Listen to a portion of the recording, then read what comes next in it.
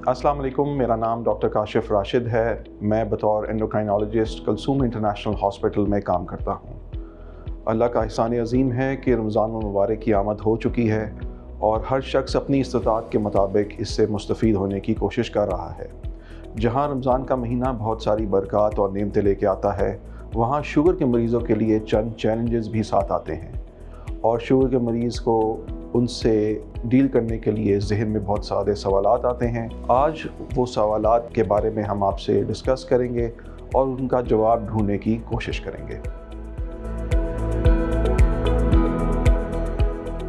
जी हाँ, एक्सरसाइज जो है ये part of management of diabetes है, चाहे रमज़ान है या चाहे रमज़ान नहीं है। आप जब रोज़ा रख रहे हैं तो उस दौरान भी आप हल्की फुल्की एक्सरसाइज कर सकते हैं, जिसमें वॉक हो सकती है, साइकिलिंग हो सकती है, स्विमिंग हो सकती है, या फिर आप अफ्तारी के बाद और सहरी के दरमियान का जो टाइम है उसमें अपने लिए वक्त निकालें और कम से कम आधा घंटा, जो हम हर मरीज़ को कहते हैं, एक्सरसाइज ज़रूर करें। इससे आप सेहतमंद भी रहेंगे और आपकी शुगर भी बहुत अच्छे तरीके से रमज़ान में भी कंट्रोल रहेगी।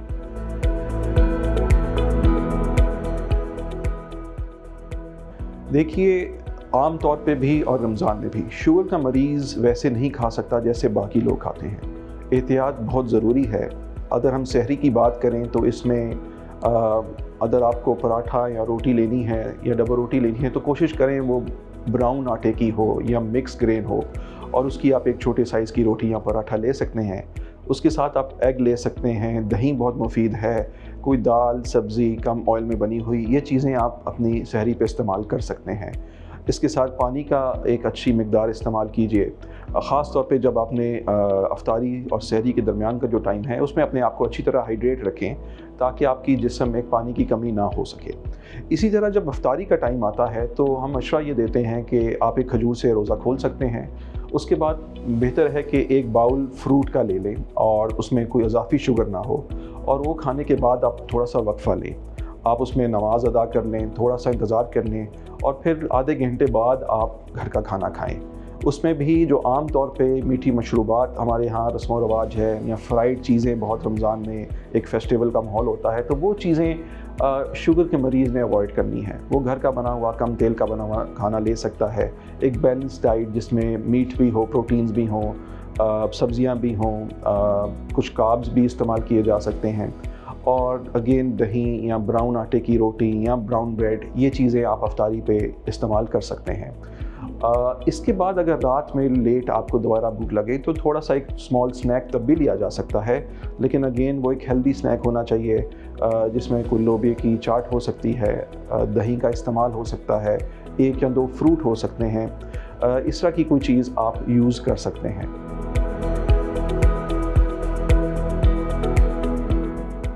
डायबिटीज़ एंड रमज़ान अलायंस ने ये बात वाज़ेह की कि वो मरीज़ जो शुगर के मरीज़ हैं उनको अपनी शुगर दिन में कई बार चेक कर लेनी चाहिए और शुगर चेक करने से रोज़ा नहीं टूटता। इस पे बहुत सारे उलमा ने अपना एक फतवा भी दिया जिस पे ये बात ज़ाहिर की गई कि आप अपनी शुगर तसल्ली से चेक कर सकते हैं।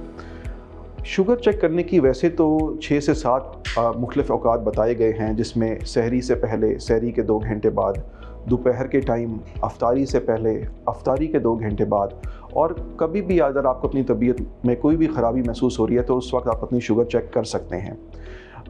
शायद इतनी बार हर मरीज़ के लिए चेक करना मुश्किल है, तो हम आम तौर पे कहते हैं कि दिन में कम से कम 2 से 3 बार ज़रूर चेक कर ली जाए। ख़ास तौर पे शुरू के दिनों में जब आपके जिस्म को अभी रमज़ान की और रोज़े की आदत नहीं है और नए नए आपने रोज़े रखने शुरू किए हैं, तो उसमें ज़रा एहतियात ज़्यादा ज़रूरी है।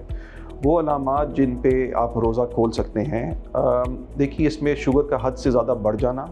या हद से ज़्यादा कम हो जाना। हद से ज़्यादा बढ़ने में जो हम कहते हैं अगर 300 से ज़्यादा आपकी शुगर आ रही है तो ये ऐसी कंडीशन है जिसमें अगर आपने मज़ीद रोज़ा रखा तो ये ख़तरे की अलामत हो सकती है। और इसी तरह अगर शुगर बहुत लो हो गई है और 70 से कम हो गई है तो अगेन ये ऐसी कंडीशन है जिसमें फ़ौरन आपको कुछ मीठा लेने की ज़रूरत है, अदरवाइज़ ये जानलेवा या इंतहाई सीरियस हो सकता है। तो ऐसी जब भी सूरत हाल पेश आए तो आपको अपना रोज़ा फ़ौरन इफ्तार कर लेना चाहिए। आज से कुछ साल पहले कोई मुतफ़िक गाइडलाइंस नहीं थी जिसके मुताबिक ये मशवरा दिया जा सकता था لیکن اب عالمی ادارہ ڈائبٹیز یعنی کہ IDF اور ڈائبٹیز اور رمضان الائنس، جو بہت سارے اسلامی ممالک کی ذیابطیز کی آرگنائزیشنز اور وہاں کے علماء کرام کے مل کے انہوں نے ایک فیصلہ کیا کہ کن مریضوں کو روزہ رکھنے کی اجازت دی جا سکتی ہے اور کن کو ہم اجازت نہیں دیتے۔ عموماً اس میں وہ مریض جن کی شوگر بہت پرانی ہے اور شوگر کا کنٹرول اچھا نہیں ہے، جن کا 3 ماہ کا HbA1c ٹیسٹ 9% سے زیادہ ہے، یا وہ مریض جن کی شوگر بہت زیادہ لو ہو جاتی ہے اور ان کو اندازہ ہی نہیں ہوتا کہ ان کی شوگر لو ہو رہی ہے، وہ مریض جو دن میں کئی مرتبہ انسولین کی ضرورت ہے، جن کو خاص طور پہ ٹائپ 1 ڈائبٹیز پیشنٹ، یا وہ حاملہ خواتین جن کو شوگر ہے اور ان کی شوگر کا کنٹرول اچھا نہیں ہے، یہ وہ تمام ہائی رسک گروپ ہیں جن میں عموماً روزہ رکھنے کی اجازت نہیں ہوتی۔ اس کے علاوہ باقی تمام مریضوں میں عموماً روزے رکھنے کی اجازت دے دی جاتی ہے، اس میں کچھ معمولی سی دوائیوں میں ایڈجسٹمنٹ، کچھ پرہیز اور شوگر چیک کرنے کے طریقے کے ساتھ مریض سیفلی روزے رکھ سکتے ہیں۔ اگر تو خالی حمل ہے اور مریض کو کوئی شوگر نہیں ہے یا پہلے سے شوگر کے مریض نہیں ہیں یا جسٹیشنل ڈائبٹیز جسے ہم کہتے ہیں جو حمل کے دوران ہوتی ہے وہ نہیں ہے، تو پھر تو وہ روزہ رکھ سکتی ہیں۔ لیکن اگر ان کو شوگر ہے، پہلے سے شوگر تھی، یا خاص طور پہ جو پریگننسی کی شوگر جسٹیشنل ڈائبٹیز ہے وہ ہو گئی ہے، تو ایسی مریضہ جن کی شوگر کنٹرول میں نہیں ہے ان کو بالکل بھی روزہ نہیں رکھنا چاہیے، کیونکہ یہ پھر ان کی صحت کے لیے بھی اور بچے کی صحت کے لیے بھی خطرے کی بات ہے۔ لیکن اگر شوگر کا کنٹرول اچھا اور مناسب ہے تو پھر ڈاکٹر سے مشورہ کر کے وہ روزہ رکھ سکتی ہیں۔